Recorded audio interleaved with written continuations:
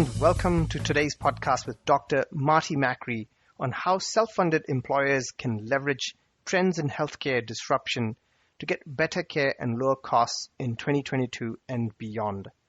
This program is brought to you by the Healthcare Administrators Association, HCAA.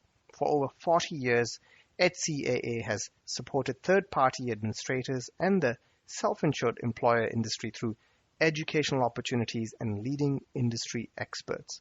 For information on joining HCAA, please visit our website hcaa.org.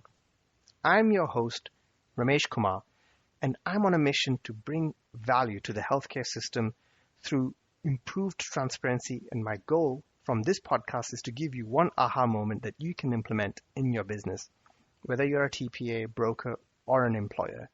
In my day job, I run a company called Zaki Point Health that helps self-insured employers and their employees find meaning from their healthcare data. Please like or share this podcast on your favorite podcasting tool so we can bring together a community of like-minded professionals. Before we begin, I would like to bring you a word from our sponsor, MedWatch. MedWatch, one of the most trusted and respected population health management and medical cost containment companies in the industry. It was founded in 1988 with the reinsurance industry to provide effective solutions combined with meaningful and informative reporting. URAC accredited, utilization, case, and disease management programs are administered with a commitment to partnership and quality, demonstrated daily by a dedicated staff of clinicians, technicians, account executives, customer service, sales, and support teams. Today, we have Dr. Marty Makary, a surgeon and a professor at Johns Hopkins School of Medicine, and also the author of the book Price We Pay, and a commentator on various COVID-19 policies and guidelines, and a researcher along with that on provider quality. Dr. Makary has a wealth of experience and is passionate about bringing real change to benefit the consumer of healthcare. Today we're going to talk about disruption to the healthcare system and go underneath the areas of focus to address the inappropriateness of care and the price we pay in our healthcare system. On our podcast, you will learn what are some of the trends in 2022, also provider quality and the inappropriateness of care, price gouging and monopoly pricing in certain markets, and other trends like bundle pricing, plan design, direct contracting. So let's dig in. Today, I'm really excited, having read your book, Price We Pay. Beyond that, really looking into the future, many of the things that our TPAs, brokers, self-insured employers are really battling with, thinking about not just COVID and post-COVID. So I'm really excited to have you. There are many, many topics we'll cover. Let me maybe just first start with a question. If you could just to introduce yourself a bit more, maybe specifics around looking into the future, how you're involved in the COVID-related activities, public policy stuff. So if you could introduce yourself to our audience, and then I have a whole bunch of questions I'd love to dig into with you. That sounds great. Well, good to see you, Ramesh, and I'm a huge fan and keep up the great work with Zaki Point and love the work of Healthcare Administrators Association. Looking forward to the upcoming conference, so it's great to be with you here. I'm interested in the things in healthcare that are not getting attention that should be getting attention. And when we go to medical school, we're immediately pegged into a specialty. People harass you from day one. What are you going into? And come to our specialty, and our little pond over here is better than that pond over there. And what we lose sight of is the entire system. What if you're interested in fixing the broken system as a whole? What if you're interested in how we should be more honest and transparent? What if you're interested in how medicine could be more democratized and available, and how we can overcome barriers to access, and how we can be more holistic in our research? That is, understanding how we can do better from bedside observations of nurses and physicians. What if you're interested in the redesign of the entire delivery system of healthcare? There's no specialty for that. There's no specialty for the redesign of healthcare. That is what my research team and I are committed to. is what we call the redesign of healthcare. It is all of those things we talked about, but none of them individually. It is not captured with the term holistic or public policy or public health, but it includes all of those things. So that's a little bit of where I've landed in my journey in healthcare. And part of it is just doing all the things you're supposed to do in academic medicine, going as high as you can go in terms of all the achievements that they throw out as the currency of university medicine. But at the end, you realize most of it's empty. Most of it is rewarding small incremental discoveries and not big changes. And you realize you can keep showing up to work, getting on the treadmill, and just collecting your paycheck every 2 weeks. Or you can take a step back and say, hey, we've got to talk about the overall delivery of care. It's broken. We're disconnected from the patients. And we've got a giant middle industry that we've manufactured. And it has created many self-inflicted wounds. Let's talk about healing those wounds. I think you're very passionate about the clinical side, the quality and overall redesign, price transparency as well. Maybe if you could share a little bit more of some of the work you're doing around this redesign and quality measurements, because that really does relate to what the industry needs to do and use and leverage. One of the big questions that people have within healthcare and outside of healthcare is, how do we lower healthcare costs? And that's a very good question. And historically, if you ask 10 people in healthcare, you'll get 10 different answers. And if you talk to 10 people in health policy, you'll get different answers. And so one of the goals I've had is to try to answer this question in an authoritative way that's backed by data and supported by observations of folks on the front line, people like yourself, people that are at HCAA and other folks in healthcare that have a real vantage point that most people don't have in healthcare. And really what I've figured out is that a lot of our cost crisis, or what I call our crisis of medical prices, boil down to two things. And that is, one, pricing failures in the marketplace, which invite a whole host of problems. And the second thing is inappropriate medical care. That includes overtreatment and undertreatment. But by far, overtreatment is dominating the market. We've not really created any ways to measure overtreatment in healthcare.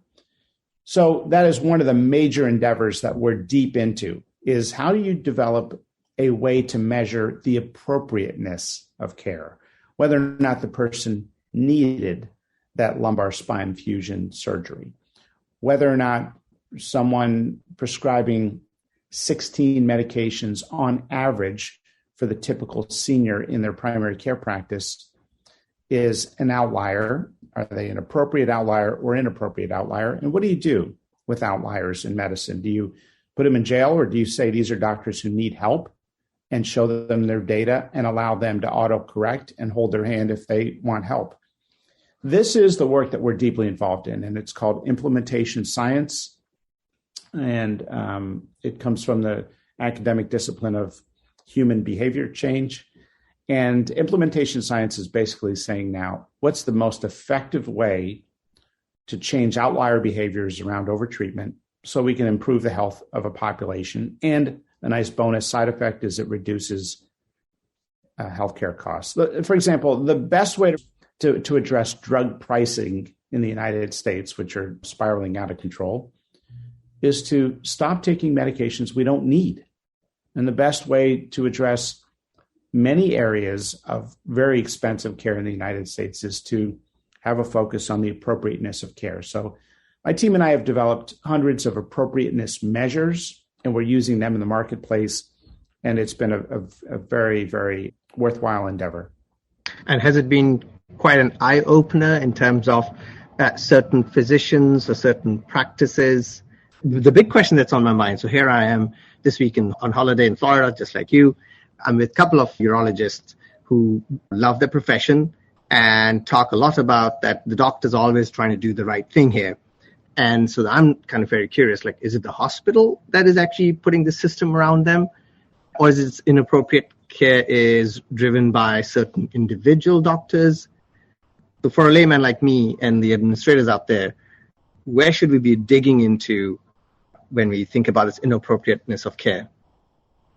Yeah, so what I found is I think there's an attempt in health policy, at least in the academic field of public policy, to characterize each stakeholder in healthcare. And it's easier, right? It's, if you will, it's lazier to have a global way to describe insurance companies and physicians and drug companies and PBMs. But the reality is that their motivations, their ethos depends so much on the individuals, on their company values, on their morals, on their local marketplaces. Some are competitive, some are non-competitive. And so what you find is this sort of almost disappointing realization that there's no one way to characterize every stakeholder in healthcare. Every organization is its own organization with its own values. And so what you realize is that there are these wonderful disruptors within every industry. And there are folks who recognize, hey, the way this system is set up is broken. The financial alignment is totally messed up. I don't want to be a part of this system. I don't want to pass this system on to a future generation. This is not a system we designed. This is a system that we inherited, and it's broken. And so you start seeing people now move, and they're pushing the field and reducing inefficiencies. And that is probably the most exciting thing that I get to observe from my vantage point. So I guess the system, and then within that, the actors, and we can't just take a blanket approach or a statement. And a lot of the time, understanding that localized data can help us uncover. So maybe let's now look into the future, the next year or 3 years, as we think about what's ahead for the self-insured employer market. What are some of the top 3 things that the employers, brokers, and TPAs should be looking forward to or thinking about as you talk about this redesign as well? So what are the things we should be looking ahead? I think technically the incredible opportunity is in care navigation. And so that has often been seen as a holy grail in healthcare, is steerage.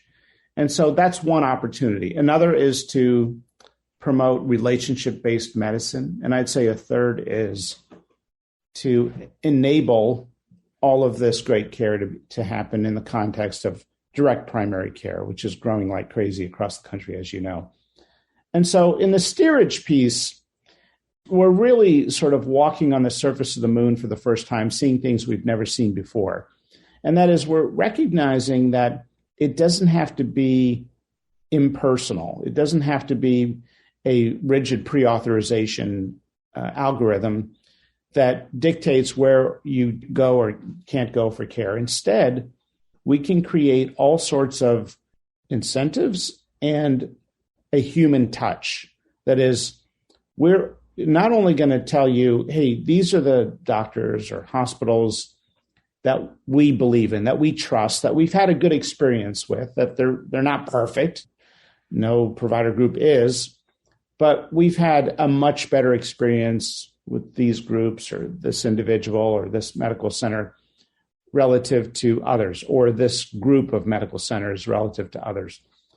And so now if somebody comes in to the primary care clinic and that primary care clinic is coordinated with the TPA or self-funded plan, when the woman finds out that she's pregnant with a positive pregnancy test and the primary care doctor says, congratulations, they can also say, here's a couple OB doctors that I might suggest you consider. Now, that is so much more powerful than an insurance company saying, you're allowed to go here, you're not allowed to go there.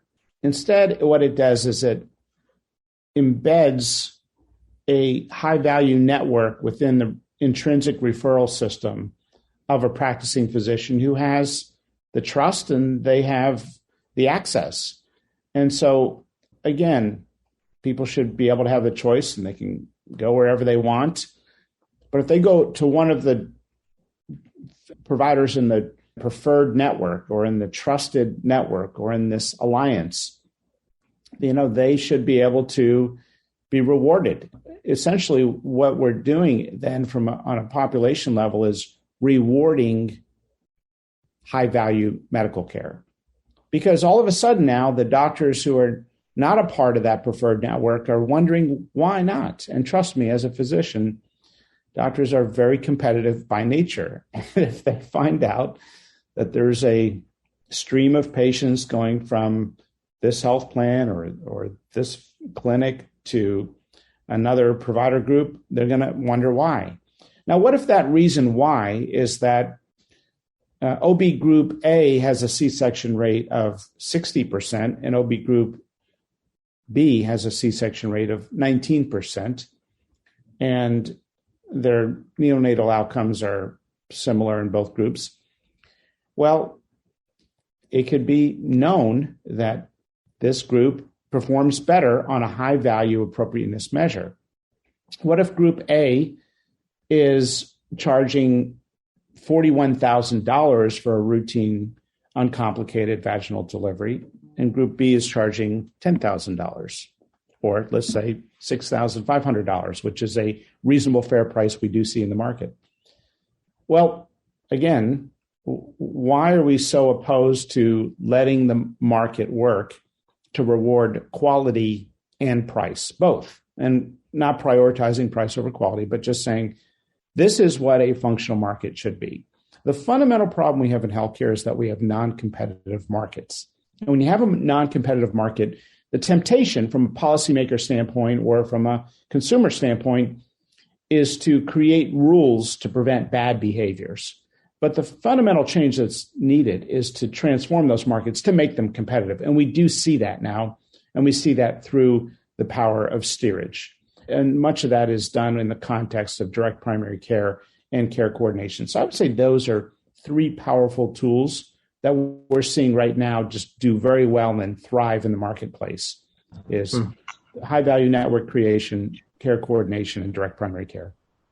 I think you talked a little bit about the steerage being done more effectively through primary care, and you talked a lot about not just using cost, but using quality. And within quality, there's a nuanced way of looking at quality for OBGYN practice versus for some other kind of practice. How do you see this complexity of, let's say, provider quality data making into the hands of a DPC office? Is that something that's there in the next year, 3 years, or is it something way beyond? So part of it is measurable with hard numbers, and part of it is intangible. That is, it's subjective, and it lives in the local culture of the physician's understanding of fellow physicians. In other words, it happens through accountability. When there is an assumption of downstream risk of some kind by the referring physician or by the referring entity, that creates accountability through the process. And that assumption of downstream risk could be financial risk, it could be reputational risk, it could be moral risk, which is probably the most powerful tool. Is generally speaking, if doctors find out that somebody is doing something they shouldn't, they will refer around them or away from that individual. That's how a competent marketplace should work. Not just, hey, you need a colectomy, I got a golf buddy who you can go to. I mean, that's fine if the golf buddy is a good surgeon, but really it should be based on quality, number one, and then number two, data. Now, we're starting to have a lot of disruptors in healthcare provide that information, and they're providing it to self-funded plans who are saying, look, we want to use it. It's not going to be a hard thing where this is the only metric that we're going to use, but it's a factor, and it may be a factor in how we sculpt networks and create incentives and create preferred networks for people to go to. So, and the work you're doing is part of that good work. So thank you again, Ramesh, for your work in that space. Oh, thank you. I mean, there's a lot, as you said, is going on. And the issue often ends up being is, well, how do we make it practical? How do we get this in the hands of the people who are going to be effective? And how do we create some of these standards, whether it's measurement standards or making this data easily available? I think that's where some of the work that you're doing and others who are coming from the clinical lens to expose this, make it available, make it easy, becomes key. And so I think maybe the questions around cost and quality data for the care navigation, direct primary care, as I'm hearing, is it's there. And within 2022, we should start to see more of this being utilized more effectively. If there was a message to the TPAs, brokers, and self-funded plans, how should they get themselves down this path? How can they make this a practical next step? Well, I think it can be daunting as an idea. All of these concepts can be exciting to cheer on if we're having a pep rally. But when it comes time to, redesigning the structure of a plan, it can be a little daunting. So I would encourage folks out there to talk to folks that have already taken that step. And that's the beauty of the forum that Carol Berry has convened in the HCAA. And also get some help. There are terrific consultants, strategists, brokers who are very good at designing a strategy that is ideal for your business. And so that is the opportunity right now. And we're seeing leaders emerge in this area who are saying, hey, let's think about all of the factors, the diversity of physicians, the lack of monopoly power of the provider groups or the monopoly power of the provider groups. That changes the dynamic a lot. All that to say, the design of these strategies is local. And so getting help to say, here's a physician group we can do a direct contract with. Here's a hospital we can start having an arrangement with. Here are all sorts of what I call relationship tracked add-ons that we can use to either deliver high quality care or deliver high quality care and save costs. Sometimes saving money may not be a goal for some employers if there's a very attractive opportunity that will improve health in their population. In other words, employers remarkably are willing to spend the extra dollar to make a health benefit available to their employees. And that's noble. That's impressive. That's good. I mean, that's where there's demand in the marketplace. When people sign on, I mean, heck, when people take jobs now, they're attracted to veterinary benefits. So we've got a series of relationship-based tracks now in the wellness space that are truly delivering a value, not just, hey, we're going to count your steps. I mean, there's a lot of waste in the wellness space, and I've, of course, written about this in the price we pay. But there are some new things now that are not just, hey, here's an app, but they're actually holding people's hands. For example, if I may, somebody comes in to my office and they smoke. I see that on their chart. Now, historically, we as physicians would just give them the guilt trip, right? Like, oh, you're smoking, you really shouldn't, blah, blah, blah. Your risk of cancer is 1 in X number. And okay, that strategy, it does not work. It's broken. We've been doing it for decades. It does not work, okay? Instead now, what we've matured to is to recognize that we can ask a screening question to identify those who are motivated to improve. And I'll ask them, I see that you smoke.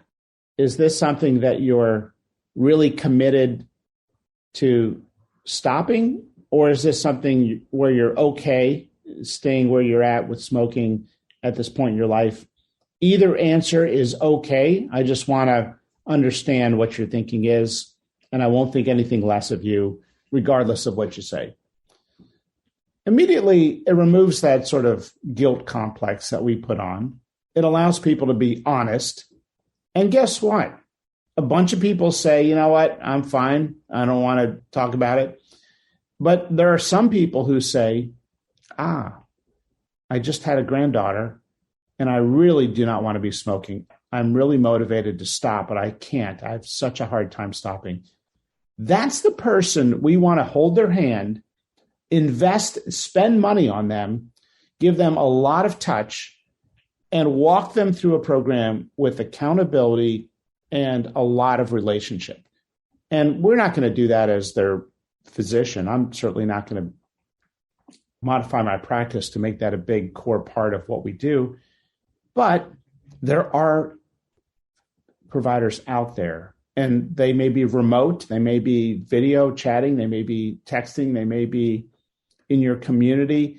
But these are services now where we're recognizing, let's identify those who are candidates to truly improve their health, and let's invest a lot of money in them. And we'll do so by screening who are ideal to spend money on. Now, think about the implications of using that strategy with obesity, with diabetes management, thyroid management, with noncompliance of medications, which doctors sort of rediscover every 10 years is like half of every person we prescribe medications to, as if they're, shocked, as if this is like a scientific discovery every 10 years. We do it almost forgetting what we already know on the topic. So this is the exciting thing. I call it relationship-based medicine, but there's a lot of these tracks out there.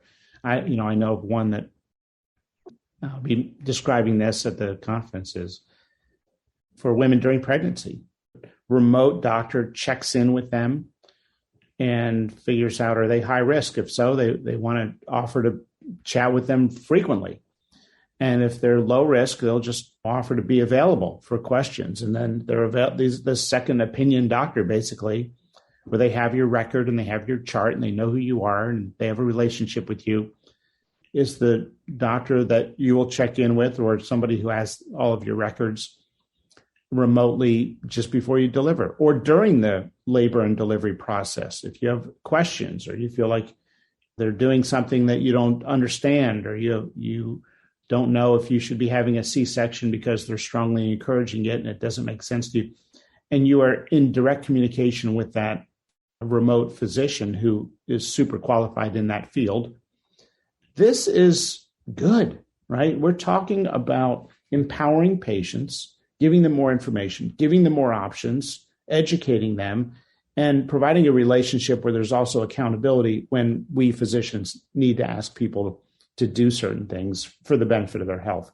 This is an exciting movement. I call it relationship-based medicine, and it's something that's being unlocked right now by health plans and employer groups. They're saying, let's unleash the innovation here and let's let them do their good work in our population. Well, this is a huge area. I guess you touched on a multiple type of these programs, approaches, relationship-based medicine, a bit of behavioral science where you find out the motivation and you use some of the virtual technology to data flow easily and enable connecting of the specialized service. So maybe if you had to take a step back on this whole marketplace of these specialized relationship-based medicine programs, what kind of categories of things, if you can expand on that, a self-insured employer, particularly the smaller ones, that they should be thinking about, like, oh my God, yes, we should be doing a digital diabetes program, or we should be doing the second opinion, we should be doing all of these things? I think, again, it can be daunting, right? So the idea is that how can somebody help walk you through all these different options? And then how can you evaluate them? Because sometimes there are these benefits that get added on, and it's very hard to know, are they being used? Are they really benefiting anyone? Are people who go through the programs finding value in them? Right now, this is all brand new stuff. And so right now we're learning a lot as a profession. about what's working and what's not working. You look at mental illness, for example. We have been using this sort of very primitive approach of letting sort of every man for themselves in terms of the providers doing all sorts of different strategies. And now we're learning, hey, there's best practices and there are things that people respond well to. And that is a field that's maturing right now. Looking ahead, maybe we'll do a quick fire questions and answers on topics like bundled payment, price gouging, direct contracting. Maybe if you could, in few words, help our listeners understand the approach they could take or what's ahead in the next year to 3 year horizon. Yeah, let's talk about those individually. Go ahead, Ramesh. Yeah, so bundled payments. So bundled payments are better than unbundled payments, but they're not the silver bullet that many people think they are. The reason is that many of them are triggered by doing something. That is, they're triggered by the operation. They really should be triggered instead by the clinical presentation that brings somebody to care. That is the knee pain or the back pain. So in terms of payment design, it is a better design than what we currently use. It allows services to be shoppable, but it does come with the assumption that they need that service when sometimes a second opinion offered through another group might suggest, hey, maybe you don't. So valuable, good, a step in the right direction, not the silver bullet. And then maybe direct contracting with specialist surgery networks or just direct contracting. I really have not heard of anyone who's entered into a direct contract agreement and had a bad experience with it on either side. Now, sometimes physicians have told me as a part of this direct contract, I'm not allowed to order this test or I have to get this test. But besides those, and that's rare that you have the direct contracting intermediary dictate what the doctors can do or what they can't order. The direct contracting arrangement is super attractive for the provider group, not just the group doing the contracting, because they see an elimination of a ton of waste. What is that waste?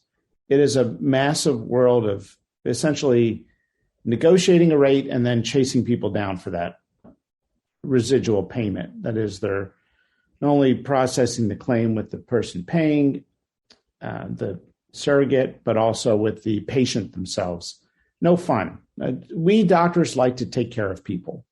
We don't like spending our time on claims adjudication and peer-to-peer and pre-authorizations and debt collection and negotiating rates. So direct contracting is very appealing to providers, far more appealing than many providers ever anticipated. People did not see direct contracting taking off as quickly as it is right now. I talked to a group recently that's doing a lot of direct contracting on the East Coast, and these guys were new to healthcare.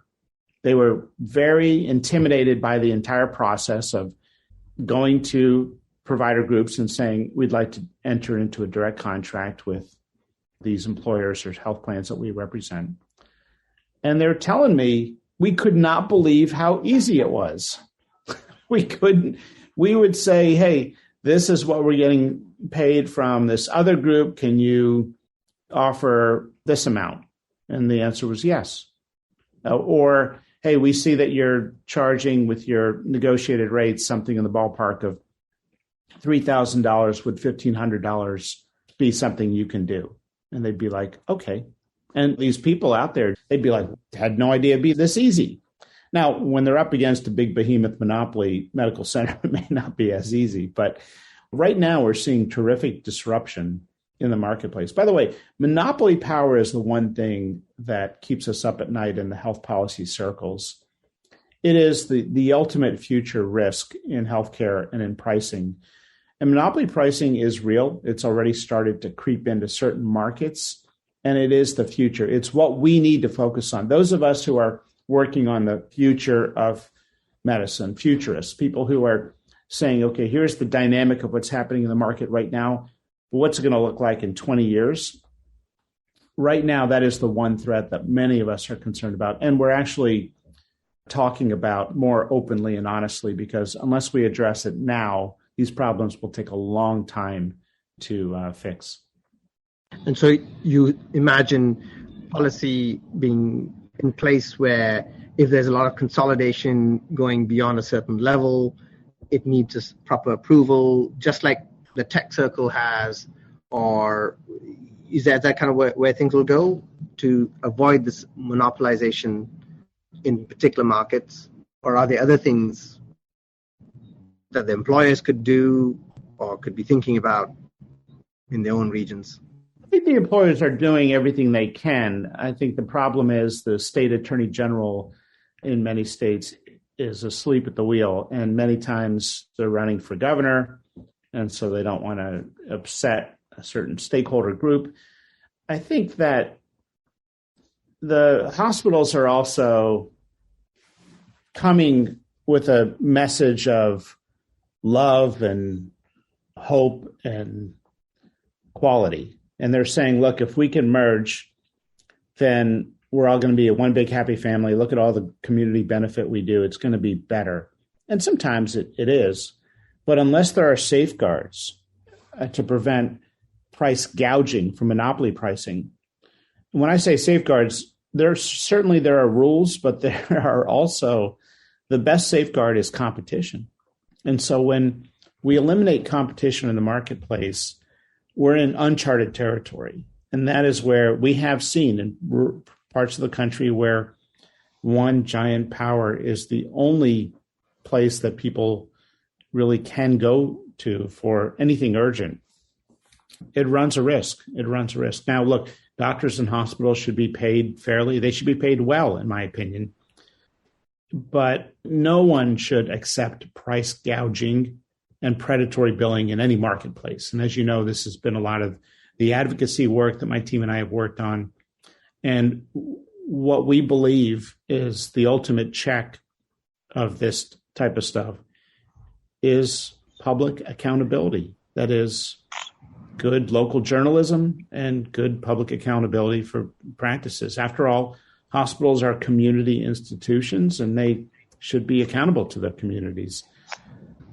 And so that kind of also, in some ways, educating, whether it's the employer or the members, about the billing practices to really, I guess, at a localized level, having that knowledge and education can also create a balancing power. Yeah. Look, billing quality is medical quality. And so when we measure medical quality, we should also be measuring the billing quality. And that is something that we can define with a 5-star scoring system. We can use certain basic criteria in coming up with a billing quality score. These are things that basically just represent civility in any normal aspect of society. You would be able to ask a question and get an estimate and be able to get some customer service if you have a complaint or there's a mistake, and knowing what the price is relative to, say, the Medicare allowable amount. Not that that's the perfect reimbursement number, but having some reference point is something that consumers are demanding. They should be able to have. Now, many medical centers and provider groups are good on this stuff. And if they're good, let the market reward that good billing behavior. And if they're bad on pricing and billing quality, then let the market enable people to steer their service, their care around those people if they choose to.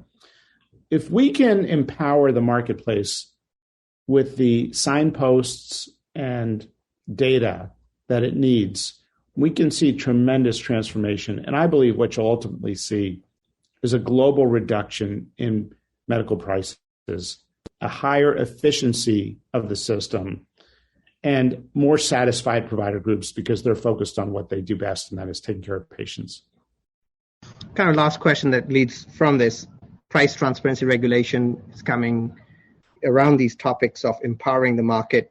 What do you envision will be the result of this price transparency? What are the good scenarios that you imagine a year or 3 years down the line? Yeah, so the good stuff is happening. overall, I am optimistic on healthcare with a little bookmark in our concern about monopoly pricing downstream. But the good stuff is happening. The innovators, disruptors, they are hard at work. These are very smart people. They bring in a fresh perspective, sometimes from the business world. And they are saying, hey, here's some things we can try to do better. We're going to see more transparency around pricing, around negotiated rates.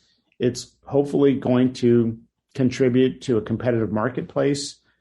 And that data is forthcoming. Now, some hospitals are not complying with the price transparency executive order. We did see the government increase the fine for non-compliance, which is a step in the right direction, in my opinion. And companies like Turquoise Health, which is one group I work with, are saying, let's go out there and scrape all the data and make it available. And then for places that want to engage in direct contracting, let's provide some sort of easy, simple user interface that allows them to do that very, very efficiently. So I think that those are all good steps. If you think about where we've come from, it was only, a dozen years ago in our lifetime when signing up for insurance was a nightmare. You'd get a giant catalog of the different plans and benefits. You'd have to go through some intense screening, which was basically a way just to figure out who was healthy and who was high risk on an actuarial basis. And then you submit a giant application. And if anything went wrong in your care where you got a big bill, they'd come back and pull some gotcha that you didn't fill out the application correctly. I mean, it was a nightmare. You'd fill out these applications. I would hear nightmare stories of people going through such a horrible, painful experience with these applications and hearing back and reapplying, and you need to fill this out and send us this.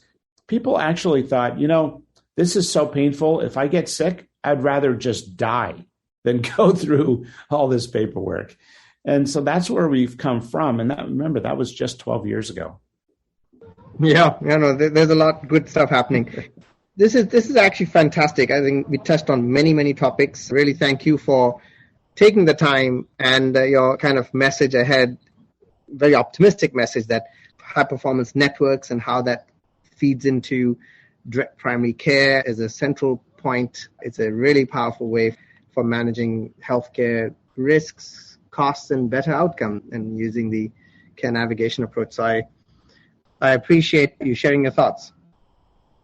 My pleasure. Great to be with you, Ramesh. Keep up the great work, and I will see you soon. Thank you, Marty. Really appreciate it. Look forward to it. Okay. Take care. Bye. And I would like to thank MedWatch, our sponsor of this show. Please join us again for another podcast in the series brought to you by HCAA's Voices of Self-Funding. Please like and share so we can build a community of like-minded people, and tell us about topics that we should bring to you next. Please watch your email for updates on upcoming guests. I'm your host, Ramesh Kumar of Zaki Point Health.